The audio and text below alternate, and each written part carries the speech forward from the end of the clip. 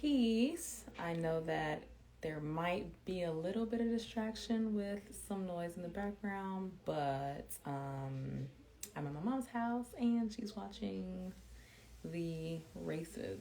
So hopefully it's not too distracting and I can actually have a thorough and efficient communication and make sure that there are no technical difficulties and what have you. I'm just waiting for more followers to join. Welcome. We are here with another episode of Sex Talk with Nailah, part 2.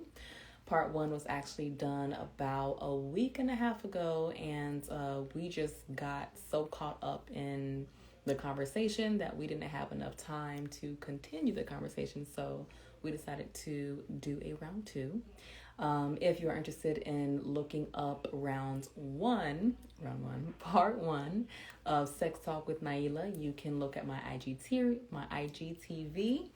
The series Sex Talk is available on my page. You can also go to the link in my bio and visit my podcast where you can listen to it hands-free. And if you would just like to watch it on another platform, you can go ahead and go to my YouTube and watch it there. I am just waiting for her to jump on so that we can get started. I'm interested to ask some of the questions that I was not able to ask last time and to get the conversation going. So welcome. Give thanks for joining. Hope you stay for the conversation of Sex Talk with Nailah. This is episode 9, I believe. So, this is very exciting to have the consistency. I think at episode 10, I might just do a sex talk recap and talk about some of the running themes that all the sex talks kind of covered, which I think is just very interesting because it would just show that there's a consistency in something that that everyone thinks about when they think about sex, when they think about sensuality. So, Sex Talk with Nailah is going to be the 9th episode, and I'm looking forward to whoever is going to be the 10th. Give her a second to jump on, and she's going to come on now. The pause was her jumping on. And I hope that distraction in the background's not too loud. Ooh, cool, Jay. Let me know what's popping on Wednesday. Let me see if I can actually send her an invite. Okay. But, there you are. Styling. How is the sound in the background? I can hear you. How is the sound on my end? Can you hear anything in the background? Yeah, you're perfect. Because my mom is definitely watching television. So hopefully it's like not too loud. What you said? Oh, I said I'm in my sister's her art section. We're both not home. In the background. Indeed. How are you feeling? I am feeling lovely. Lovely, abundant, loved on. All things. There you go, rock rings. I call them gourmet. I had food today. What you said? I'm always eating something on live. Right. Earlier today, I had I call it gourmet, goddamn. But it was a mixed greens and spinach salad that I topped with tomatoes and cucumbers. And then I cooked tofu with onions and celery. First of all, who knew that celery tasted amazing when it is either steamed, put in soup? Well, I knew it tastes good in soup because I like celery in soup, or sauteed. Yeah, I didn't saute no celery. That's some new shit right there. Right, girl. It was so basic. I fried tofu. I put in white onions. I put in the celery and I put in soy sauce. Girl, that thing was so good. Like, I'm making that tomorrow. I'm just kidding. But I might because it was delicious. I'll have to see what's up because I've been cooking a lot lately. I made some salmon patties, some sauteed kale the other day. Simple, add some balsamic vinegar, and it was a hit. Yes, and I also made my own vinaigrette. The same. You had salad when you came to my house, right? I don't remember. Because there was pizza, there was salad, and we had the cheesecake after. And the salad dressing was one that that was also delicious. The cheesecake that I made was great, but the salad dressing that I made was also great. So if you do remember the salad that we had at my house, like that dressing is kind of like my go-to, and I've been making it from scratch for mad long, but it's a mixture of sugar or any sweetener. Like I use either brown sugar or agave or honey. I write it down. Right. But sweetener, vinegar, pepper, a little bit of salt, and mustard. Mustard be that go-to. Girl. I don't care what nobody say. Mustard. It's literally like the only dressing I prefer to eat. I'm here for it. Why we always start with food? Goddamn. Oh, every time. Like, we just be hungry. Right. It'd be the nutrition for me. It'd be the for me, honestly. It'd be the from scratch. Right. That's what I really like. I want to be the person that makes everything from scratch.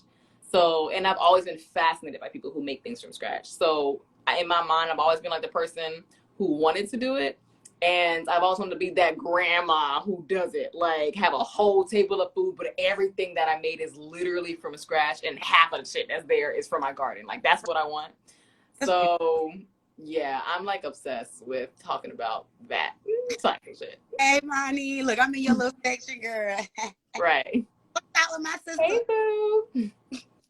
Look, y'all about to get real sexy, okay? Y'all ready? Yeah. Ready? My microphone. Are you ready? Are you not entertained? For real. Look now. I'm ready. Look, I don't know if they're ready, but I'm ready. Mm-hmm.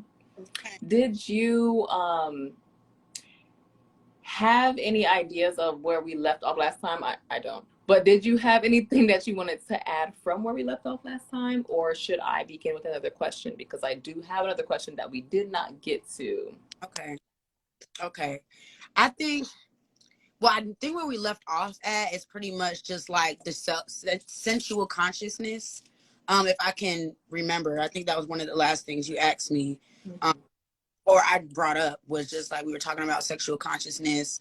But we touched so many different things. I don't really remember exactly where we left off at. But I guess you can just go ahead and what you were going to say, because I'm not sure the ending point. I just know I remember our closing thoughts, when we were just telling people to love on themselves more, and make sure you guys get in tune with yourselves, like touch yourself, have that sexual consciousness personally before you give it to the next person. So I think both of our closing thoughts were just pretty much pertaining to that. But other than that, I'm not really sure. Cool. Well, we'll just move right along. Okay.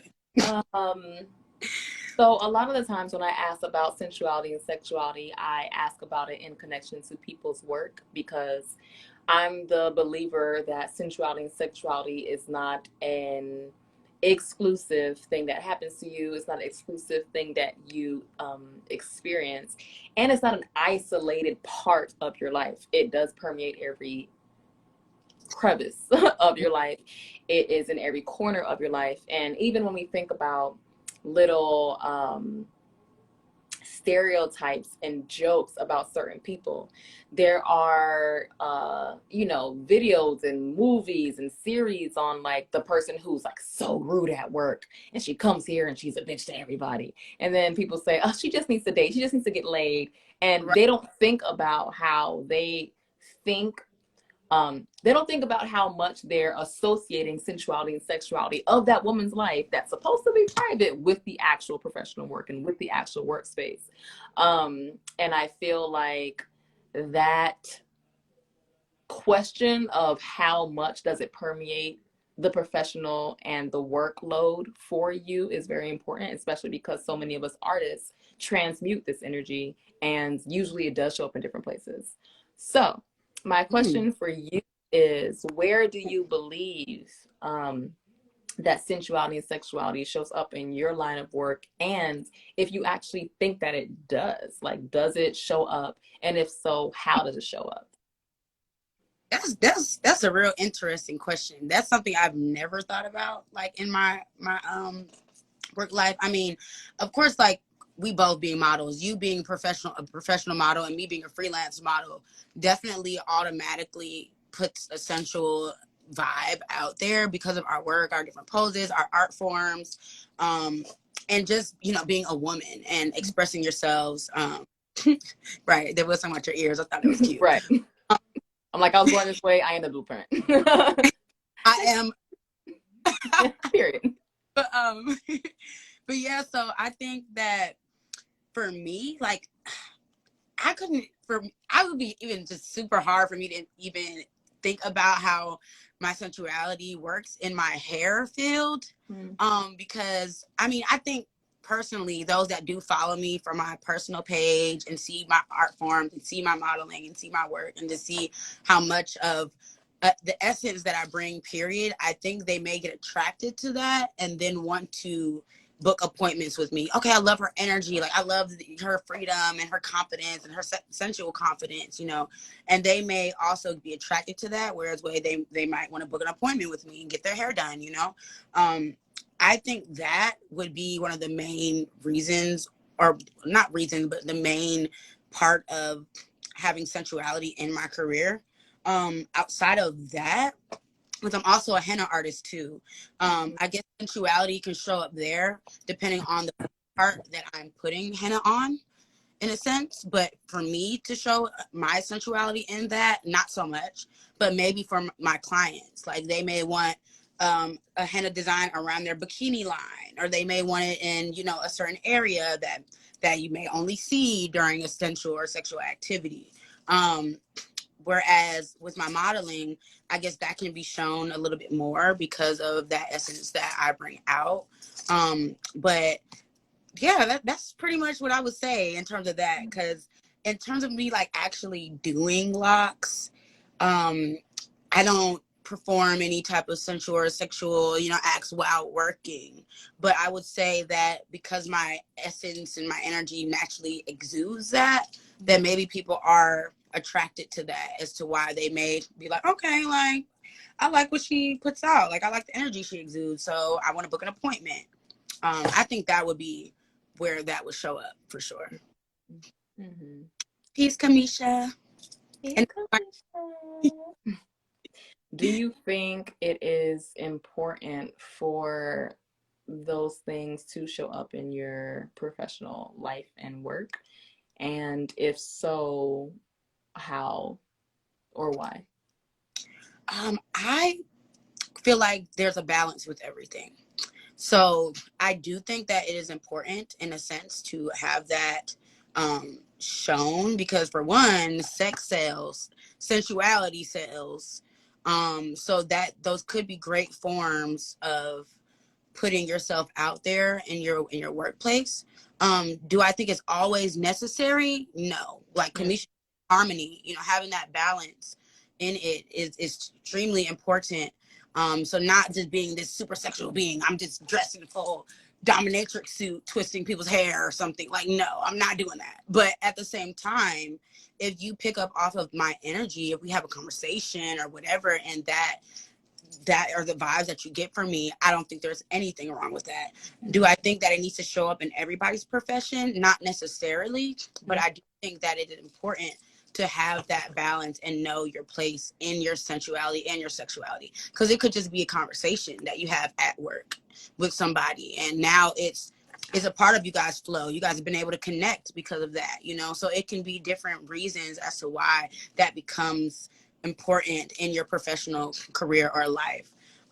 But for me personally, I feel like it is very much a balance that I show with my sensuality and sexuality in my workplace. Mm-hmm. Yeah, that's awesome. I agree. I think that very They said Matrix lock appointments would be epic though. Nah, for real.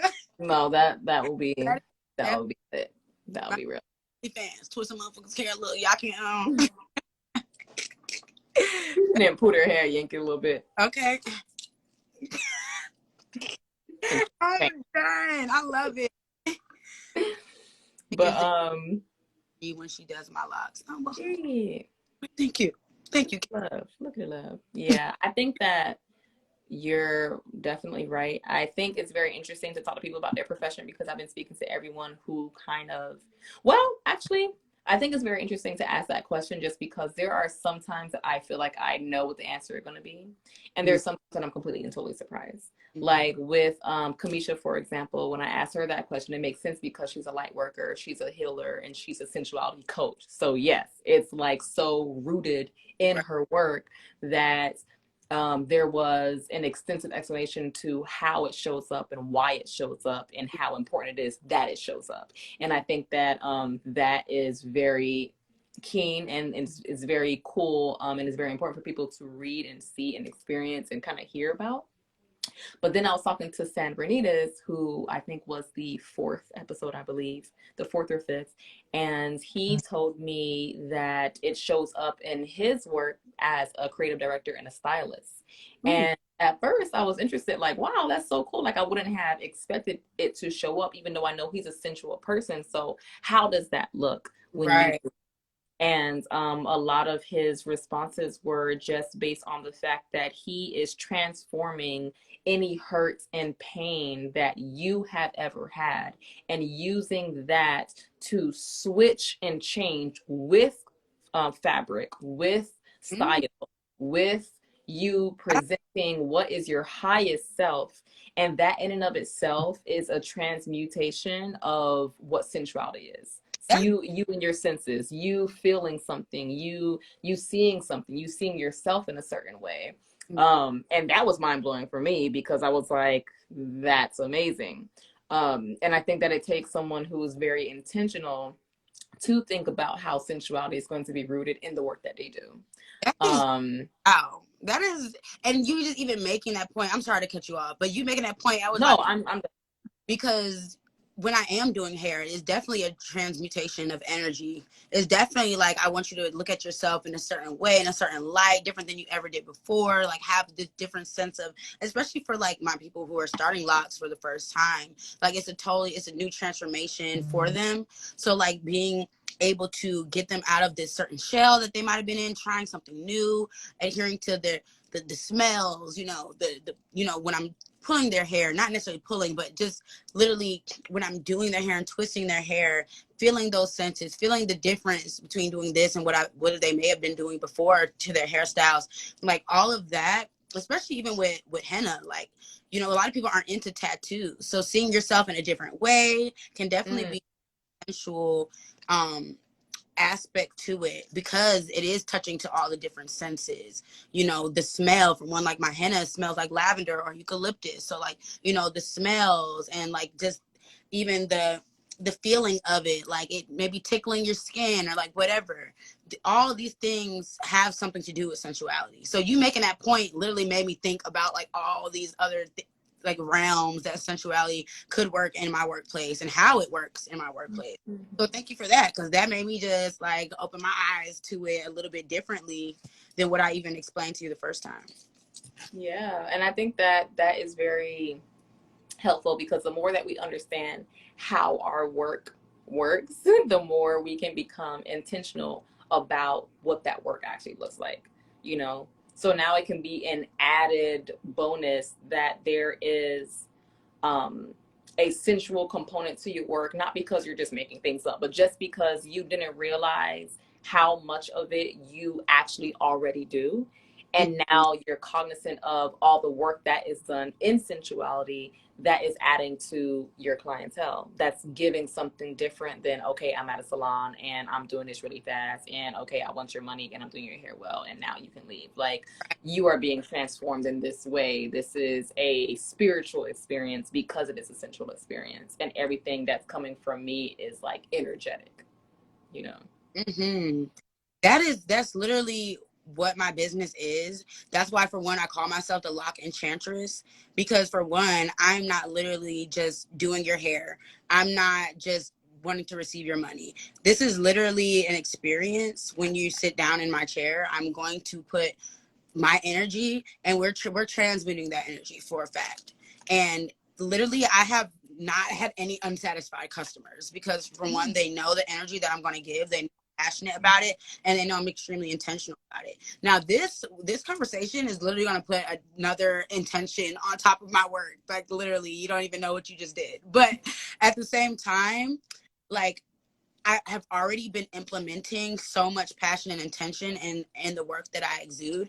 And I feel like my clients literally have been able to receive that so much, which is why they literally won't even go to other people. And when they do, they're literally dissatisfied. And they tell me they're dissatisfied. And they be like, I'm just going to wait till you're good. Like, because, you know, I messed up my thumb. So a lot of people have been like just waiting, like, all right, like, I need you, because they know, like, they know I'm going to give them quality work every time. And it's never going to be a time where I'm just like, you know, I'm just going to rush through this, or I'm not going to put my full amount of energy and love into it. So that's why it can be like, when I just finished her hair today, I was tired. Like, that was an energy exchange. You know what I'm saying? After doing it for so long also, like, it definitely put me in another like headspace. So being able to like give people that love and that energy to them, because for one of my love languages to give is acts of service. So if I'm able to give a part of my love to another person, I've already like I won, like we did it, like. And it's not about the money. I, for one, throw discounts around all the time. Like, this is what I love to do. This is what I want to do. So it's going to speak for itself. Oh, not you just cut it. Right. Hair grows back. Hair grows back. Period. And you start lots. Right. I surely do. Surely do. Period. That's awesome. I think that yay for that realization. Work. That's awesome. I think that we did so much talking of sensuality last time, and like the sensuality that manifests in your life now, like what that looks like, how you kind of got to it, what that journey is like, you know, what the introduction was like, and now what the practices are. So maybe we kind of said something about this, but what would you say is one of the most important things about navigating life with sensuality?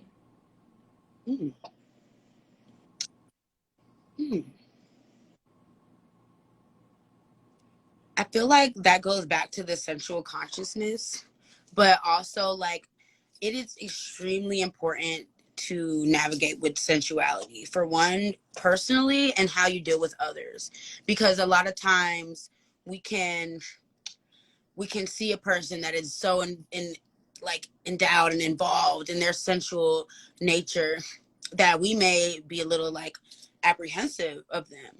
But having that such sensual consciousness and navigating through that allows you to deal with people socially in a totally different kind of way. So I feel like that navigation is extremely important.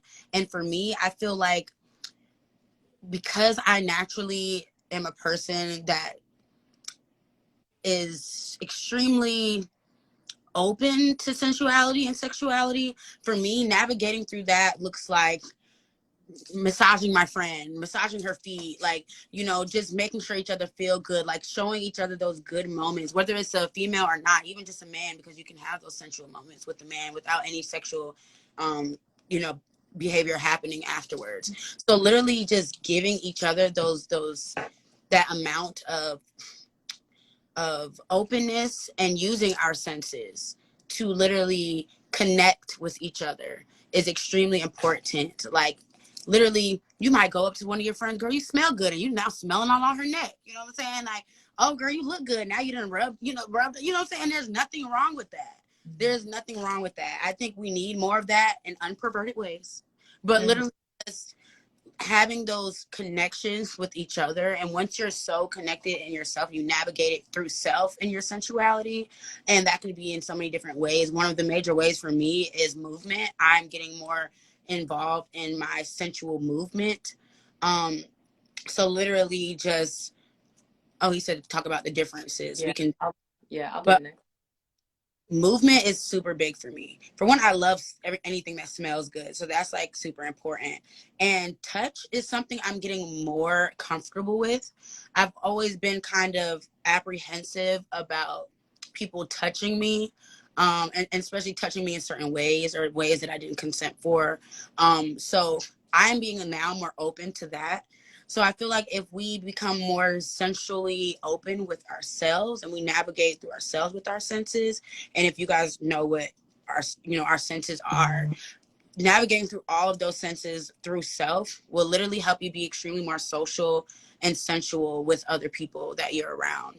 So for me, I literally try to implement that in my life on a daily as much as I can. And sometimes, we get busy, we don't think about things like that. But if you make it a conscious effort to put sexuality in the forefront of your life, it literally allows you to be more comfortable with other people. I wasn't massaging my friends, putting my friend's foot on my lap, massaging her, like it's certain things that you're not even aware of, because like, oh, like you don't want anybody to look at you weird, or you don't want somebody to be uncomfortable. But if we're both comfortable in our sensuality, it's nothing weird about that. It's extremely normal for us, and it's something that should be welcomed and normalized, especially in a sisterhood, because we are so combative with each other. And just having those moments where we can come together and have these sensual moments with each other, we're like, okay, we don't necessarily need a man to do this, because a lot of times we feel like we need a man needs to be the one touching me, or a man needs to be. If you're literally just giving your friend a massage, or telling your friend she smells amazing, or whatever, that there's nothing wrong with that, and there's nothing weird about it. So that's how I navigate it through my life. Yeah, I think that you did a really good job of pointing out why it's so important, because and then giving examples, like you will navigate life differently. Okay, well, how? Well, for one, you're able to interact with people on a different level, Mm-hmm. and that is important. I am extremely sensual. I have always been extremely sensual. And I'm probably, just depending on either circumstance or how I was raised or where I was raised, because I grew up in Miami, we not the most friendly. So we not super touchy, but girl, I will cuddle. Okay. Okay. And like that, feeling comfortable in doing that is something that people have to work through if their upbringing is traumatic, if their upbringing is of neglect, if their upbringing is of being like ignored and not having like that particular love being given to them. It's of lack that people have an issue with being sensual, not of full love. People Right. who have this abundance of love in all aspects of their life, especially when they're younger, don't have an issue of their sensuality. And a lot of people have to work through that to get to that point. And it just gives you another idea that this is the optimal space you should be in. This is the most supreme self that you are navigating now. It's not of lack, it's not of pain, it's not of hurt, it's of abundance and love and connection. Like And being that's somewhat important. nomadic, like having a nomadic experience also opened me up a lot more to my sensuality.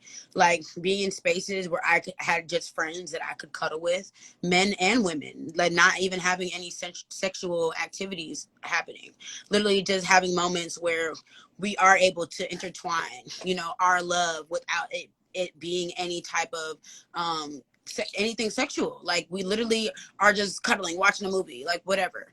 And I love a good cuddle puddle. I've had cuddle puddles with multiple women before. Literally just beautiful experiences. And we're just comforting each other and everything, and feel the love, like just surround. It's like an aura of love. We Like had literally. a cuddle puddle at my reading party.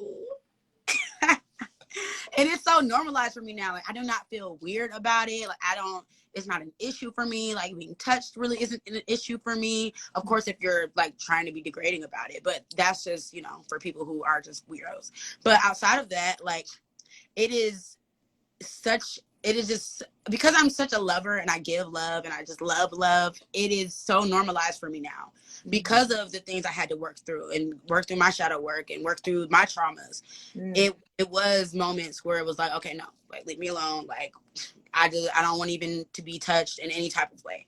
But once I got out of that, I was able to receive and give so much love, and my sensuality was heightened.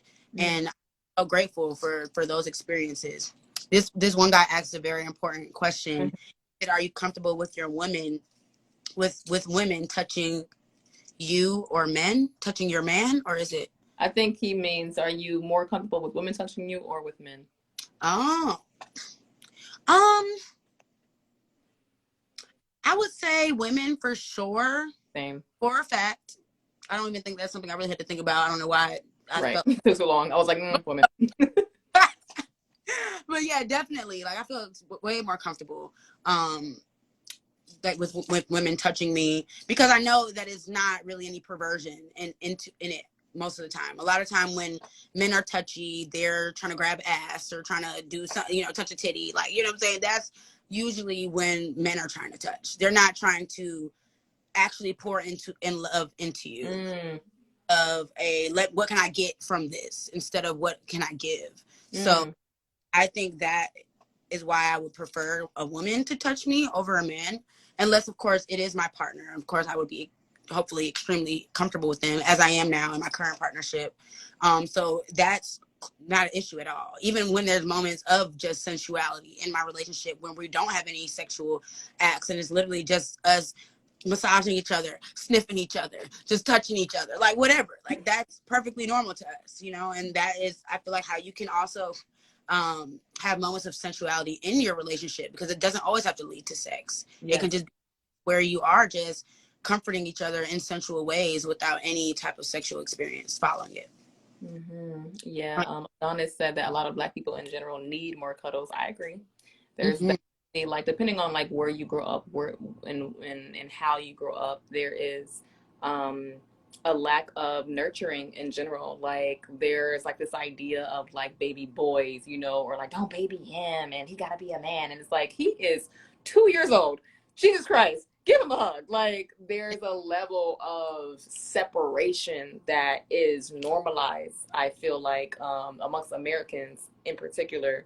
And that goes down to like feeding your infant. And I know it's a whole debate, not everybody can breastfeed. I understand that, but we have lived for hundreds of thousands of years before this breastfeeding, and there are so many benefits that need to be taught because people are so used to that separation. You sit in this chair, which is your crib or your stroller, and then I give you this bottle, and there's no connection with how you are being nurtured, in a lot of ways. And I feel like it starts with that, it starts with that attachment style that you're going to have when you are Good point.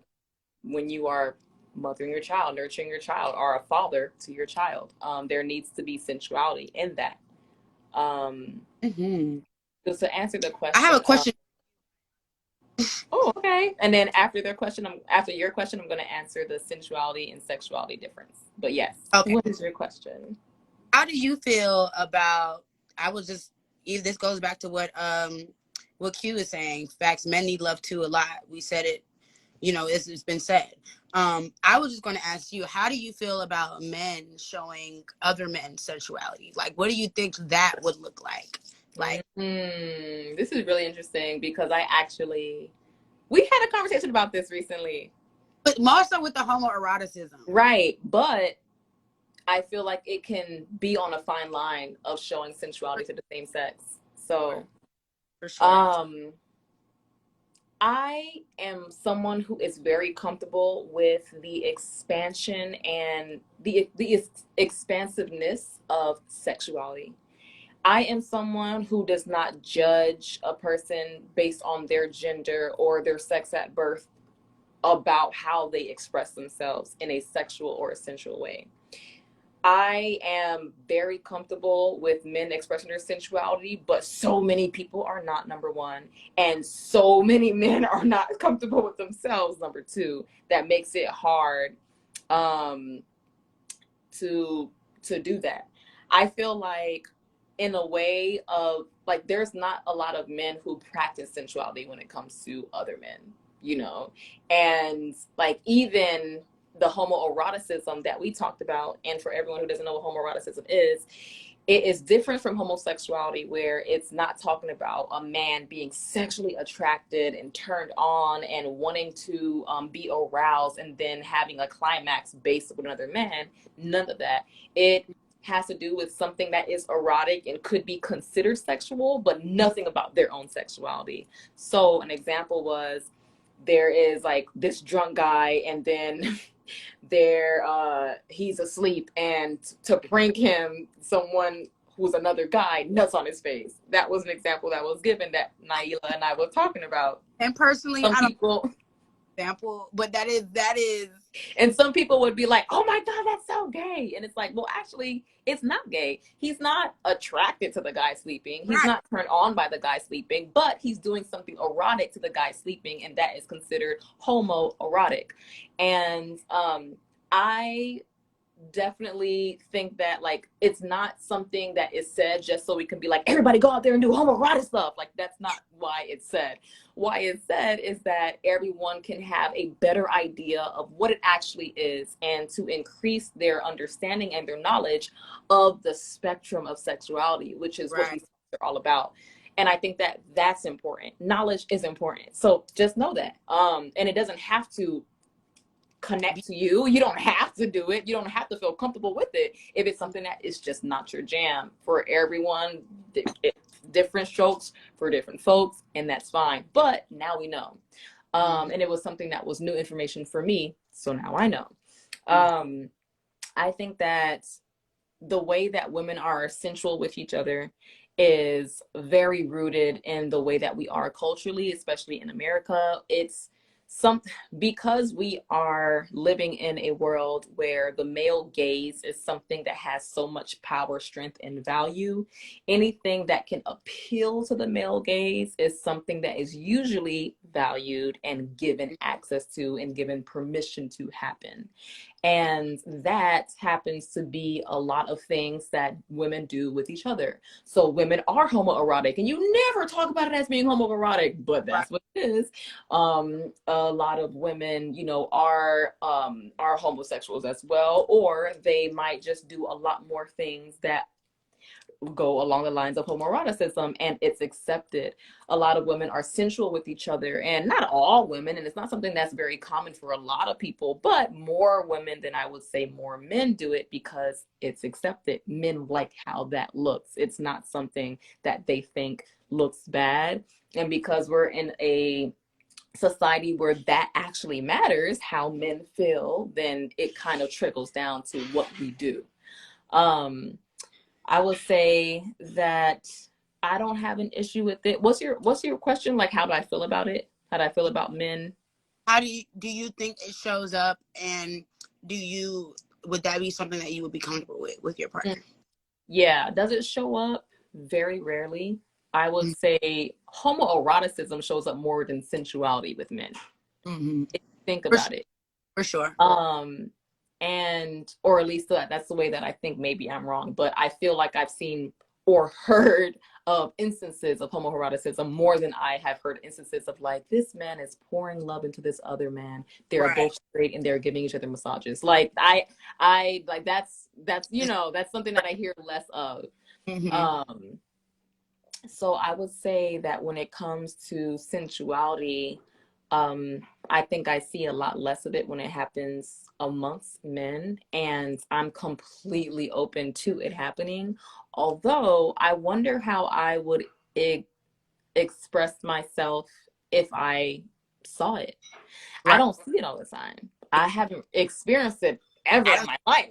So do I know how it's going to be when I finally see it? No, I don't know. But I've challenged myself before by dating a queer man. I've challenged myself before by dating metrosexuals, straight men who are super effeminate and do things feminine. I used to have a partner who was a man, a straight man, who I used to put eyeliner and lashes on. And it's very bizarre to some people, but I've done this because I was trying to challenge myself. Like, Ayana, if you are a pansexual, if you are open, and if you do accept everybody, if you are connected to spirits and energies, prove it.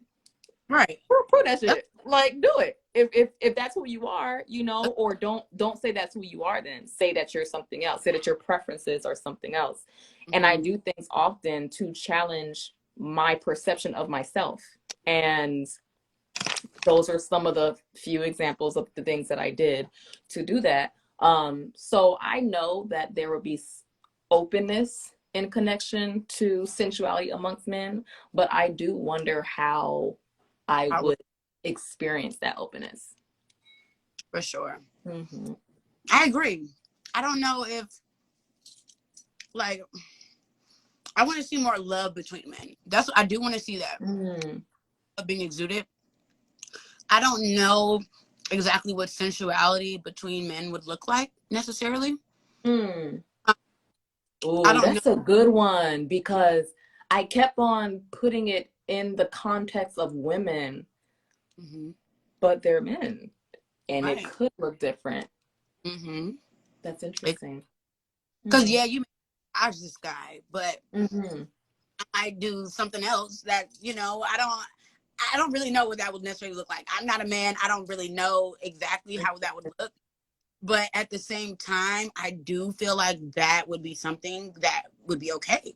Like, I Mm. don't see it as being necessarily an issue or something that couldn't be nurtured. Like, I think that more men should try to figure out ways that they can exude their sensuality with other men. Yeah, And you it does. know, not to cut you off, but that's why I mention a lot of that's why I always mention like culturally and American because it's very specific. When I was watching Love is Blind Brazil, I I watched those different shows in those different countries for cultural context. I love culture. Like I'm obsessed with culture. And so everything connects to culture I'm obsessed with. I'm obsessed with learning about your art and your history and your language and your mode of clothing and how you navigate and how you interact and relationships and dynamics and structures and roles. Like I love all of that, which is why I used to travel so much and I will continue traveling for the rest of my life. But I've been to so many countries because of that. Um, when I was watching the men interact in Brazil, they kiss each other on the cheek. They hug each other for a very long time. They cry with each other. They cuddle each other when one of them is crying. Like it's culturally, they are comfortable with that because that's what they've always done. And I feel like sensuality also will look different depending on what context you're in Mm. because of where you are. And I just wanted to. That's legit. Like if you go to France or you go to certain places, they greet each other with kisses. Like they kiss each other on the cheek. I've seen that with men. You can see that on movies. Like Mm-hmm. that's the thing that is shown in other cultures, and it's extremely normal for them. And they are heterosexual men. They are straight men, and they're going to go to home to their wives after this, and their wives aren't going to look at them any type of way for having those moments. And things like that definitely need to be more accepted rather than saying, oh, he's gay, like he's gay. And that's more of a westernized Yes. mindset, like you were saying. And then when you do travel, because you're such an avid traveler, when you actually have these experiences, you can see how much the culture shows up in other places. You have more of an openness, an open mindset because you've been so many places and you've seen so many things, even just taking your time to watch certain Mm-hmm. things. Like you have that awareness of what other things can look like, what sensuality can look like, and I think that instead of us pointing fingers at this is what this person is, and now this person is afraid to be what they're comfortable with and who they are, now they're feeling all this judgment, and now they don't want to do that anymore. Now they're back in their shell. They're closed off because there's too many people that are projecting their feelings or their ill intentions or their just hatred for certain things, because sometimes it is just hate. For one, you wish you had that type of love. You wish you were able, to express yourself this type of way, but you're too closed off. So being able to see that culturally in other places, that's extremely like imperative. I'm grateful that you had those experiences, because I mean I have too, though of not being able to see it visually in the places that I've gone to. but actually just knowing that there's so much more out here and people are living totally different lives than we're living, and it's so normal and there's nothing wrong with it, and people are not casting this judgment because it is rooted in their culture. Yeah, I forgot about this until I just started mentioning this and you started talking just now. But when I was in South Korea, I saw men holding hands. And it's something that they do. Like 60-year-old men will be walking on the street and they'll be buddies and they'll be holding hands on the street. Like old men who have their wives at home and they're walking back to their apartment buildings, going back to their home to their wives, and they hold hands. And I remember thinking that's so interesting because I haven't seen mainly any other culture hold hands with the same sex who are straight. It's Right. always with, not to say that it doesn't happen here in the US sometimes, but even with girlfriends walking around, like, yeah, you walk around, but it's not custom to hold your girlfriend's hand. You will and you can, and it might be open and expressive for you to do so, but it's not a cultural custom. And it's a cultural custom for same sex to hold hands in South Korea. And it's interesting that is there. So most of the time, the only time we holding hands with each other is when we drunk in the club trying to get through the, you know, Right. That's most of you see. Let's get to the exit sign, girl. Hold my hand. Come on, like, come on. That's literally the only time for real that you see women like holding hands, like, you know, in a regular type of way, in a regular setting. That would be where I see it the most, personally. Like, I don't really see straight women holding each other's hands down the street. Like, I would do that with my friends easily. Like, that's as a queer woman, period. Like, even if I wasn't queer, I feel like I would do that. Like, because I don't see anything wrong with it. And honestly, I because I guess it is very societal. Like, I don't know how my mind would work if I did see two men, like straight men out here in America, like just holding hands. I might be like, right. I would assume that they were a couple. Right. I would assume because in our culture, when you hold hands, you're usually a couple. Right. So, and it is sad that it's like that's where our mind shoots for. The first thought, I wouldn't say it's necessarily sad. I mean, I wouldn't say it's sad. It's just what it is. American cultural norms make it so that you hold hands, you're usually dating. Right. That's why if you're in the club and you don't want somebody up on your face, you grab your girlfriend's hand and you hold it very tight. It's a cultural custom. That's what we do here in America. You like me, you my babe, you my boyfriend, you my girlfriend, you're my wife, you're my partner, we're holding hands. Right. For sure. Right. That's why I did have to change. I was like, it's not necessarily. You're like, well, it's our norm. It is, you know, our westernized norm. But I feel like instead of putting so much, because we can, even though like me not being a judgmental person, we may still see something and still cast some type of judgment. We don't, because we don't know what it is, and we don't have to know what it is. That's not our business to know what it is, and who cares what it is, you know? Let people live the life that they want to live, however they want to live it. And that's extremely important for any culture, honestly. Yeah, because in those same cultures, they're homophobic. In those same cultures, they have domestic violence. In those same cultures, they have judgments and pain and toxicity and abuse in different ways. So it's not even to say that it's absence of having a detrimental connection amongst people. It's just, that's a cultural difference, you know. So I agree. Pretty Rack says, are y'all spiritually connected to your partner? Do you notice when he or she is sleeping with others? Does it project on you or your mental? Hold up now. I'm visual. Okay, I scrolled up. Let me see.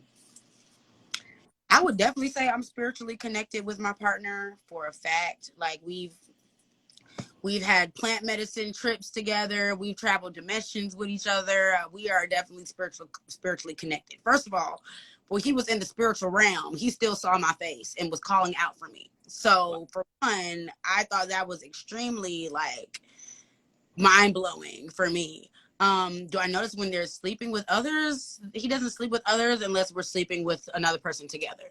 That has happened before. We have had another woman in our bed and cuddled and whatever. So that's not really something that would happen without me personally, I don't think. And that would be communicated, because we are very open with each other. That is my best friend. I feel like if that's something he even wanted to do, he would talk to me about it, because for one, he knows that I'm available to talk to.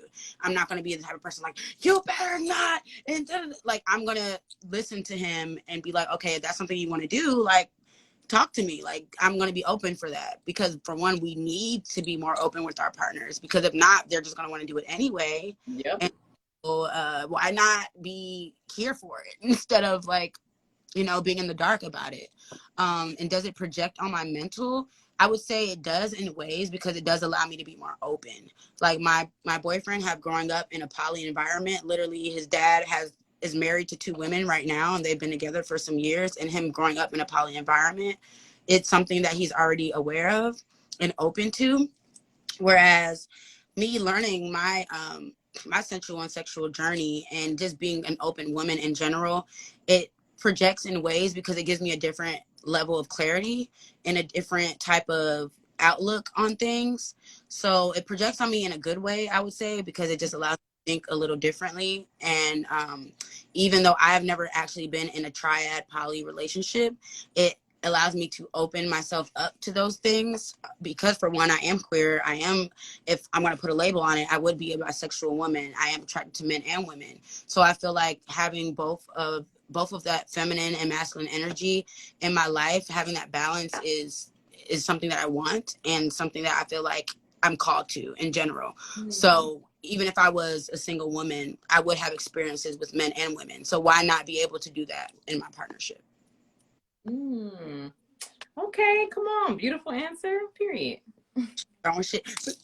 Period. What do you say that deep, girl? I love should be way more popular. It's crazy how gay men are way more popular than gay women. Popular? Gay men are more popular than gay women? I don't get that. I don't know if I agree with that one. Am I reading that wrong? I don't think you're reading it wrong. I do want to answer her question though. For me, I do consider myself spiritually connected with partners, but beside that, I have amazing discernment, and it's very easy for me to know what people are doing based on a conversation with them. Like, it's not hard for me to get to the bottom of how people are feeling and what people are doing, if they are doing anything, just based on the fact that I'm around them and speaking to them about those things, number one. Do I notice when my partner is sleeping with others? I've had only one partner in the past that cheated on me. I knew that he was cheating on me. It was almost fairly obvious, even though it kind of was done in the hush hush, but it was definitely done to be behind my back, and I was still very cognizant of it, and broke up with him because of it. Never spoke to him again because of it as well, but that never got back with him because of that. But that was something that I felt rooted in my gut. And I feel like your feelings and your intuition is going to speak to you. And whether or not you have a relationship with your intuition and your gut is something that's going to show. But it would always speak to you. You can't hide things from people unless you're very disconnected with yourself. And that's what I believe. I know people have opinions on, like, you can be duped, or someone can pull the wool over your eyes, or someone can trick you. I truly believe that no one can truly trick you unless you are not connected to yourself. And you don't have that ability. And if they happen to, that you are so connected to yourself and so committed to yourself that when they show you an inch or a smidge of who they try to lie to you about who they are, you take action and change the situation for yourself. Does it project on you or your mental? I'm going to say no. And I love how Nailah was talking about how the projection for her was positive, because I always think about projection as a negative thing, and I describe it to people as being positive and negative, so I understand it can be, but I think I often just like, projection, no. But the thing about it is like, you can project and it can be okay. But I would say that it doesn't project on my mental, regardless of whether it's a positive or negative idea of cheating or dating different people. It's like, I don't think it does. Right. That was well said. Like, going back to like, do you notice when you are like, somebody is sleeping with another person, or that was like super spot on. And intuition is literally going to tell you, like, for sure. So like when I got cheated on, I literally felt it. Like it was something I felt. And even though at the time I was not even that connected with myself as I am now, but my intuition was always on point, like period. So for me, like I was definitely able to see, like feel it. And for men aren't even good at hiding stuff that great. So it's like you can just come on. Like y'all, I mean, period. But and it was not a secret. I just be like, I can tell, I can feel it. I can tell, you can tell when things change, when people aren't doing the same things anymore. Like it's literally something that it's extremely like what you said. You connect with yourself and you're able to just connect with things that are off and on with your partner. And once I got more connected with myself and realized the things that I like was going to deal with and was not, that was something that was extremely more relevant and I was able to get a grasp on a lot more. So that was actually a great question for whoever asked that. Thank you. Because it definitely, and honestly, usually when I think about projection, I think about it in a negative way. So me even just giving that feedback was like, oh, like I've had some positive projection in my life. That's super rare for me. Like it's usually people projecting bullshit on me. So for me to actually have a level of projection that allows me to be open in a different way is super like imperative for me, and I love it. I guess now, oh well, in these questions, I'm about to say, I guess you can go over the differences, but somebody asked, do we believe in open relationship? Let me actually do that. So I've actually asked this question in my past sex talks. So, and I know that we have a lot of new viewers, so I'm happy to answer it here, but we did discuss this previously. Sexuality is everything pertaining to sex. I guess it would be like the idea of what you consider to be sexual interaction. So when you think about, oh, people having sex, like it's that. It's what has to do with your identity in a sexual way, how you are attracted to other people sexually, and anything that has to do with sex in your life. I think when it comes to sensuality, or this is the way that I describe it, not what Webster thinks, it has to do with your senses. So anything that has to do with your tastes and your touch and your sights and your hearing and your smell. And sensuality is navigating experiences and life by enhancing those different parts of your senses. So now when you're with your partner, if you are practicing sensuality instead of sexuality, well, now you're doing aphrodisiacs. Now you're blindfolded to restrict one sense to heighten the fact that, okay, when you put the strawberry on my lips, what am I tasting? What am I feeling? Now it's putting actual emphasis and effort into your senses, and that's how you're navigating. That's what experiences you are having, and it's separate from you actually having penetrative intercourse. Right. That was okay. The new Webster, Ayanna Webster. Okay, because that was a beautiful definition. That was on point. That was goodness. I love it. I just love when people are able to articulate so well and just thorough. You always articulate thoroughly, and I just always love that about you. Period. And somebody said they like your name. Wait. Yeah, I saw it. Oh, okay. So we have a minute left. We've been on that all. Girl, it is now 9:20. That's what always happens. Okay, we're gonna do a part 3. Right. Because we can't never get enough. Right. But I would say I would answer the next question that I saw, which was, do you believe in open relationships? I think Nailah already answered this. For me, I'm going to say, yes, I do. And then I think that, let me see if I have any other questions to go to. Let me see. I think that might be everything. Say a quick point. I have offered open relationships to my previous partners because of the fact that I knew a lot of them cheated in their past, and I was like, you know what, I am the type of person that loves people and I love women also, and you know, if you feel like you need to be, you know, open, or you feel like you need to cheat, we should do this. But that idea wasn't even a good idea, because if you feel like you even need to cheat, or if you feel like this is something you need to do, you shouldn't Nothing's gonna remedy that. You shouldn't be with that person. So you shouldn't, like you say, we shouldn't remedy that. That should not be the fallback, because a person is not in tune with themselves to treat you the right way. So that was just my point, but you can go into what you. Yeah, I will say, just from closing remarks, so that we're not like rushing at 2 seconds. Thank you guys for joining. Thank you guys for joining Sex Talk Part 2 with Nailah, the wonderful, beautiful loctician goddess who also does henna. I think that also, we only have 10 seconds remaining. So I love you guys. Thank you guys for joining. Hit up the rest of my channels.